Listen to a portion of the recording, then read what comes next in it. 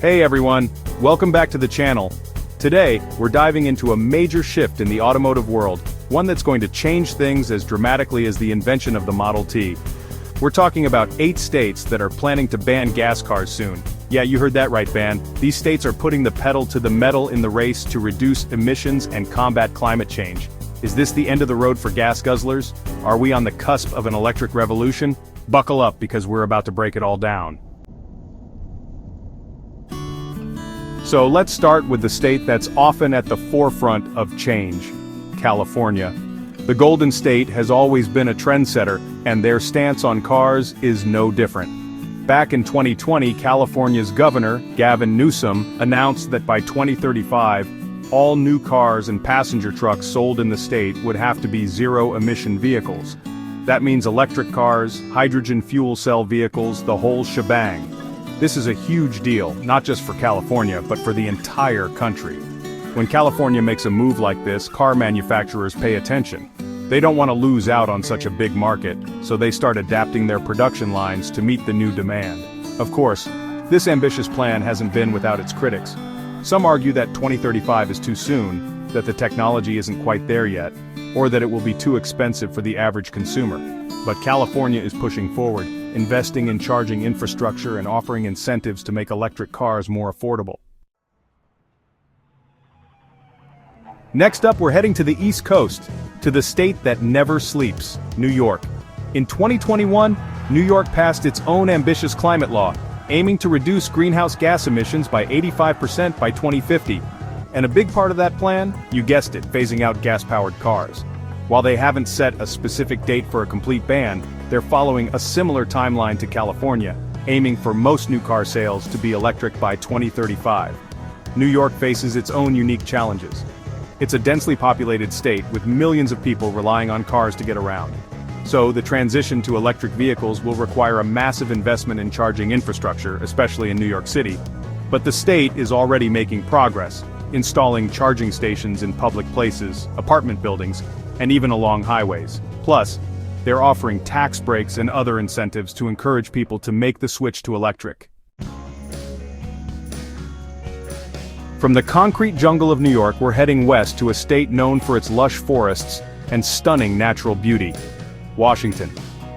Washington has set an even more ambitious goal than California and New York. They want to ban the sale of new gas-powered cars by 2030. That's right, 2030. That's just a few years away, which shows how serious they are about making this transition. Washington's economy is heavily reliant on the auto industry, particularly Boeing, which is headquartered there. So this shift to electric vehicles could have a significant impact on the state's workforce. But instead of shying away from the challenge, Washington is looking at it as an opportunity. They're investing in workforce training programs to help people transition to jobs in the clean energy sector. They're also providing incentives for companies to manufacture electric vehicles and batteries in the state. Washington is already home to a growing number of electric vehicle companies and startups. They're attracting top talent from around the world and becoming a hotbed for innovation in the clean energy sector. Okay, let's head back to the East Coast for a moment, to a state known for its rich history and intellectual prowess, Massachusetts. Massachusetts is on board with the electric revolution, with plans to transition to 100% electric vehicle sales by 2035. They're following a similar timeline to California and New York, recognizing that this is a complex transition that requires careful planning and collaboration. One of the key things Massachusetts is doing is investing in public transportation. They understand that not everyone will be able to afford an electric car, especially in the early years of the transition. So they're expanding public transit options, making it easier and more affordable for people to get around without relying on personal vehicles. They're also working to make electric cars more accessible to low-income communities. They're offering rebates and incentives to help people buy electric vehicles, and they're investing in charging infrastructure in underserved neighborhoods. Because let's be real, the electric revolution shouldn't just benefit the wealthy, it needs to be accessible to everyone. Massachusetts has a history of being ahead of the curve on social issues, so it's not surprising that they are also taking a progressive stance on climate change and transportation. Alright, we're back on the West Coast, this time in a state known for its stunning coastline craft breweries and independent spirit, Oregon. Oregon is pushing for a ban on gas car sales, aligning with California's 2035 target. But they're not just copying California's homework, they're adding their own unique spin to it. Oregon is focusing on making electric vehicles more accessible to rural communities. They recognize that a lot of people in Oregon live outside of major cities, where charging infrastructure might not be as readily available. So, they're investing in rural charging stations, making it easier for people in remote areas to charge their electric vehicles. They're also working with utilities to develop innovative charging solutions, like time-of-use rates that make it cheaper to charge your car during off-peak hours. And they're promoting the use of electric bicycles and scooters as a way to reduce reliance on cars altogether, especially for short trips. Let's hop back over to the East Coast, to a state that's often overshadowed by its neighbors, New York and Pennsylvania, New Jersey. New Jersey is considering legislation to phase out gas-powered vehicles by 2035. They're still in the early stages of the process, but the fact that they're even having this conversation shows that the electric revolution is gaining momentum across the country. One of the things New Jersey is grappling with is its reliance on fossil fuels. They have a large port in Newark that receives shipments of oil and gas, and the state's economy is heavily dependent on these industries. So, transitioning to electric vehicles will require a major shift in their energy infrastructure. But instead of seeing this as an obstacle, New Jersey is looking at it as an opportunity to create new jobs and industries. They're investing in renewable energy sources like wind and solar power, and they're working to attract companies that are developing electric vehicle batteries and other clean technologies. It's like New Jersey is saying, we know we have a long way to go, but we're ready to roll up our sleeves and get to work.